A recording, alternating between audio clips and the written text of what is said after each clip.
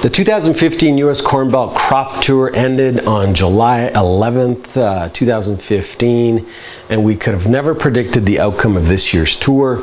We started on June 26th, traveling through the state of Ohio, and we encountered too much water, floods, rivers, and lakes in too many crop fields in too many states, including Ohio, Indiana, Illinois, North Dakota, and Iowa. 2 weeks after the fact, traveling through northern Illinois and Indiana on July 10th with 1 day left to our crop tour, we encountered more floods, standing water in many crop fields.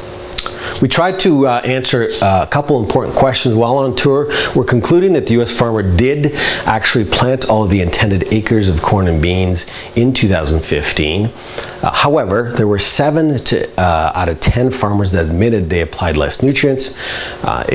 They were having a tough time side dressing, spraying, and there's a lot of nitrogen runoff. There's a lot of crops that are 1 to 2, as much as 3 to 4 weeks behind compared to 2014. It's a west versus east divide. The east is wet and the west not necessarily a garden. The current USDA July WASDE numbers do not reflect the current crop conditions. In fact, on our tour, there were maybe portions of 4 U.S. states that had tasseled corn versus 9 out of 12 for this same period of time in 2014.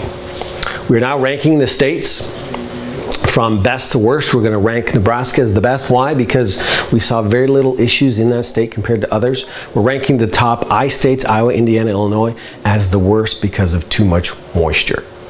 Many analysts in USDA are overestimating production and yields. We are now forecasting that yields, trendline yields, at harvest will be disappointing, and the risk is to the downside. For those of you who want to know where prices are headed and what to do now, sign up for an 8-week free trial, no obligation, and you can receive our special report, the 2015 U.S. Corn Belt Crop Tour Results Summary, new game plan, and grain price target outlook. Last but not least, thank you to you, the viewer, our valued clients, and our sponsors, Tasco Dome, Penta Tillage, Southwest Ag Partners, and Pride Seeds.